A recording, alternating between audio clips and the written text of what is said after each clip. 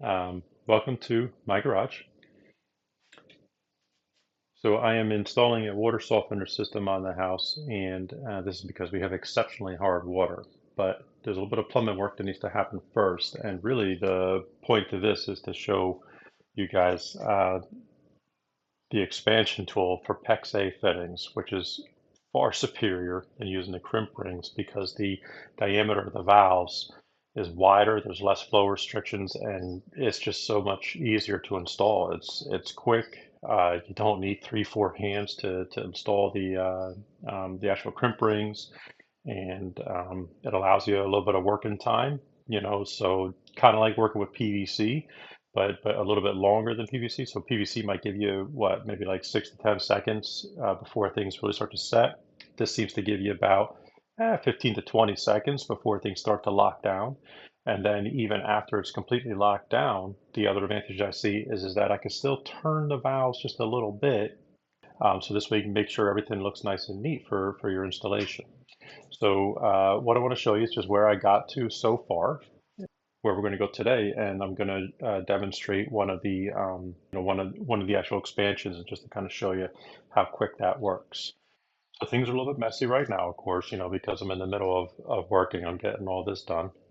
Okay, yeah, I got a spotlight on. There might show some flicker because it's LED, but so my water meter is on the other side of the house, so like 50 feet in that direction, past that wall. But it comes through the wall here, right where this hole is. And this is the original spot where the original water line came into the house, and then it came up and tied into the house here. But there was a pipe burst at some point in the past, and so a plumber actually did this connection, which is a little bit sloppy. Um, he just drilled through the rim joist and just kind of ran everything on an angle, but PEX does allow some torquing on the pipe because this has been here for a number of years and not a drip from it. So it has worked, but I'm going to put it back to the original fashion because it's just a little bit neater to work with, I think. I like this little cavity right here. I store the pressure washer in this hole, so I wanted to try to keep it clean. So once the pipe comes through, okay, it's going to go in this direction, my outside water spigot. The pipe is going to wrap around this way, goes behind the boiler, and goes behind the water heater using the 90-degree bends instead of putting elbows on it just to try to maximize the flow restriction. Made this, little plumbing panel here, painted this up. You can see the banding from the LED light. Let me just turn that off. All right. So right here, so this is where the pipe comes now. So that'll be my house main shutoff. There's another shutoff back at the meter, but again, you got to crawl, to the other side of the house to get to that. So this one here will be accessible to the utility room and everything, and I'm going to have a label on that. So then what's going to happen? The pipe can come up here. This will be my bypass valve, come up, and then it's going to go right back where it ties in up here for all the house cold water. And from there, it also goes to the water heater and everything. So it's just one connection I got to make there. But if I'm not on the bypass, which will typically be off, then from here, it's going to go, there's be a house water filter to remove chlorine from the city water. And then over here will be the water softener box system. When it comes out, it'll just make a return and go here and then straight to the house. And then we'll have softened water everywhere.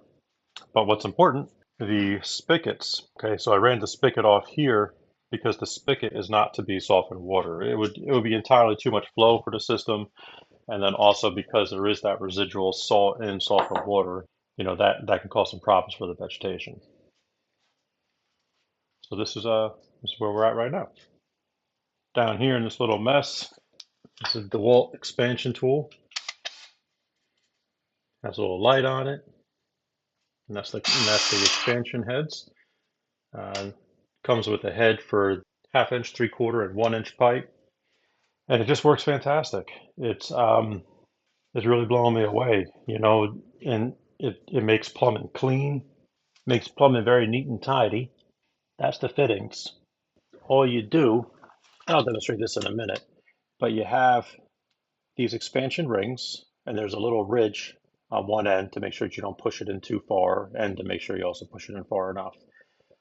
And so this is a piece of the PEX pipe. You can get it in the white, red, or blue. And so this here is just going to slip all the way over the end of it.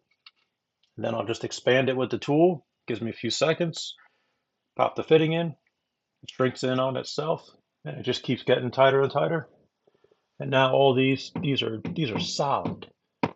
Well, naturally I'm gonna have to squat in order to do this because there's just really nowhere for me to put the action camera where you can still see this as well as maybe see the actual work.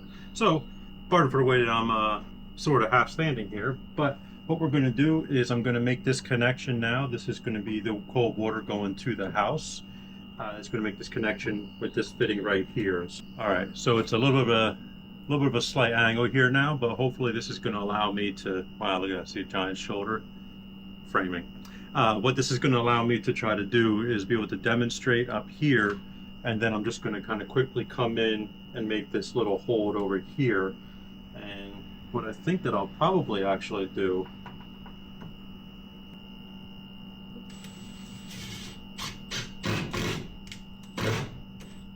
there. So this is still a little bit loose right now, so I'll be ready to sink that screw. Now, as I was explaining before, I don't know if we'll be able to zoom in, but these are the rings. They go on, okay, you see that little lip right there? Okay, that's going to be on the outside of the PEX, and this lets you know that it's all the way in. You have to have a nice square cut on the end of your PEX pipe. And what I'm going to do is I'm going to demonstrate this with a little sample here.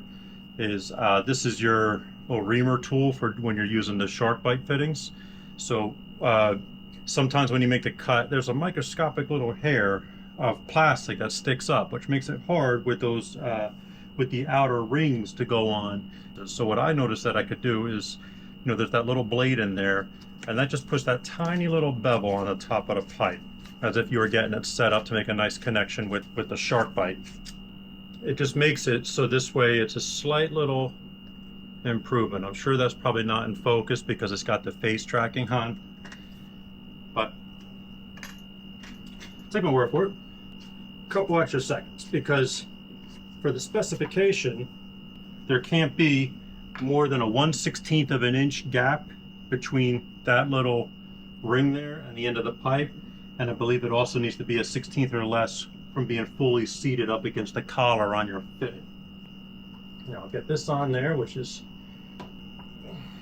that's the only part that's a little bit of effort, and just make sure it's nice and all the way seated, okay? So now what I'm going to do is I got my DeWalt expansion tool, and again, this thing here, see that? That's all it does.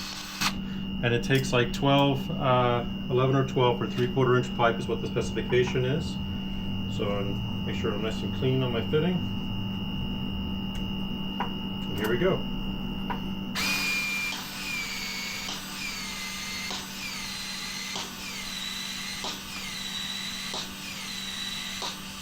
Eight, 9, 10, 11, and 12. Now the countdown starts. I'm going to hold that there.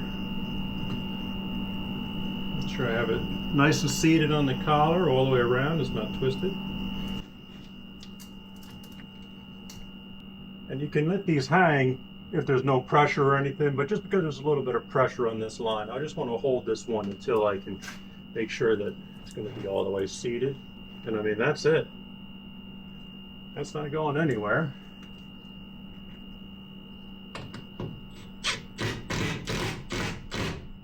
And I'm using screws instead of nails right there because I can back those out a little bit. So this way I have a little bit more flex on here.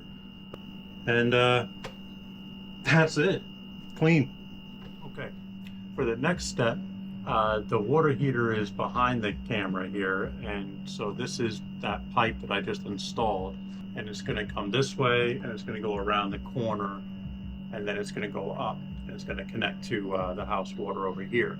So down here, I should have made this block, you know, go all the way up, but I mean, it's screwed and glued to the wall, so I'm not going to break that off. So I just made another extension. You know, it's just going to kind of neatly go here, and I'm going to attach both these pipes now into this one instead of having the little concrete anchor on there, because, you know, that's just I need two pipes on here, not just the one. So what we're going to do is I'm going to first disconnect this, and then I'm going to slide this block of wood underneath. So.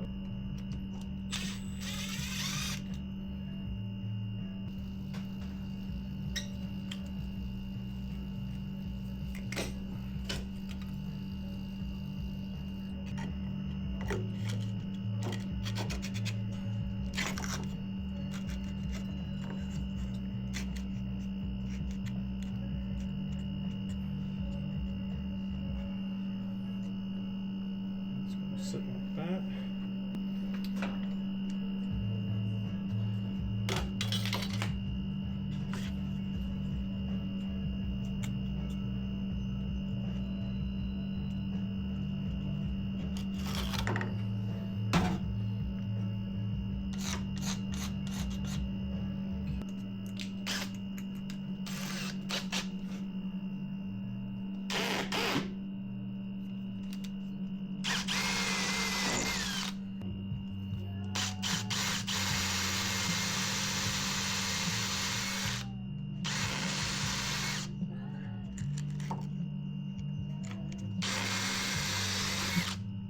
I'll just start these.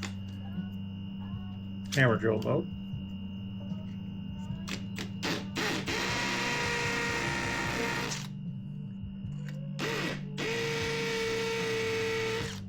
Okay. Now this is tight here, but I do want to have a little bit of glue on the back of here, some of the construction adhesive rather. Make it, yeah. That's just going to make it a whole lot stronger on there, just in case these screws one day.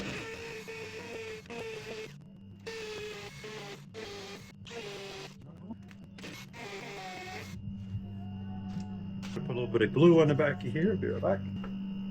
I highly recommend these silicone caps for your glue. I mean, I opened up this thing yesterday and it's still perfect. So now I have some adhesive on there. And a little pro tip, if you put it on the glue, it helps just to hold it in here. Actually, ooh, this one I gotta do different, I forgot. The other ones, you know, I just set the screw and put it all the way in, but this one here, because of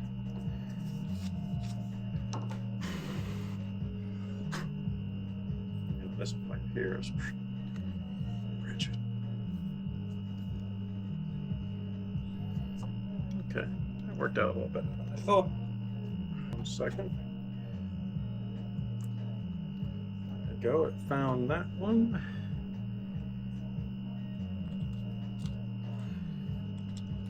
Yeah, I think we found that one too. So now, good. And you don't want to put that in to the point that you start stripping it out, of course. I changed my shirt. Did you even notice? You didn't notice.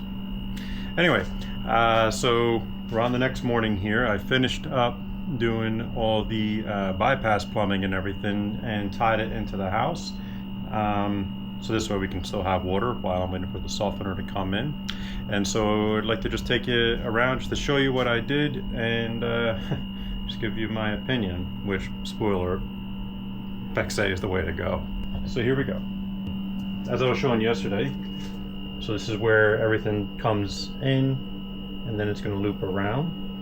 And I tried to use as many of the bends as I can as opposed to using actual elbows, because there is a slight flow restriction on these. I mean, it's really inconsequential, but I just want to, you know, give the system, you know, every benefit that I can. And coming from the street, that there is the first 90-degree turn that the water has to make.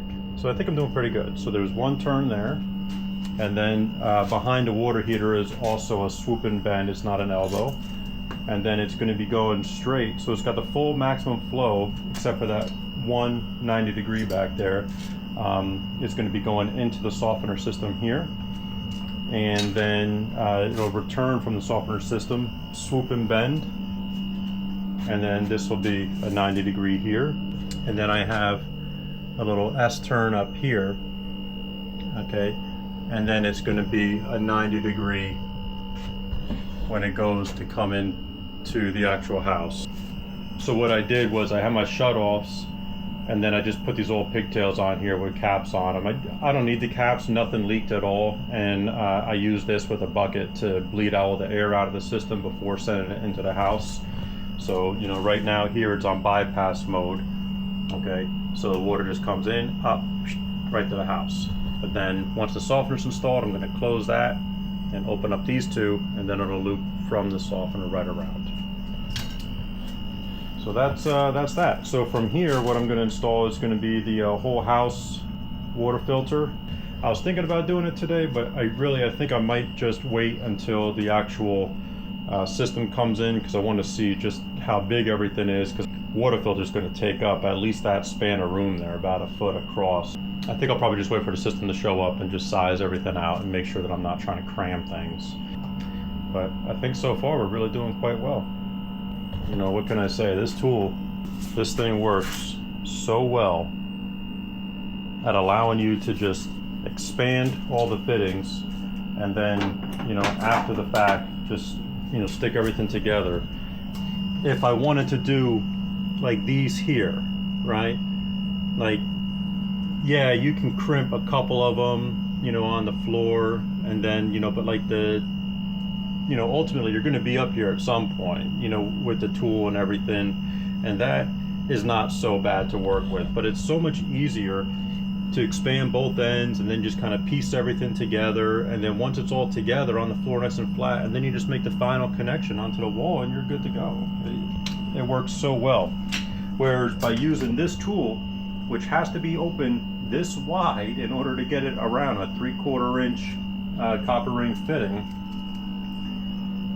that doesn't work so well. And when I was all done yesterday, and after just testing everything out, making sure it's solid, I decided, just as a safety, I'm going to put a plug up on here.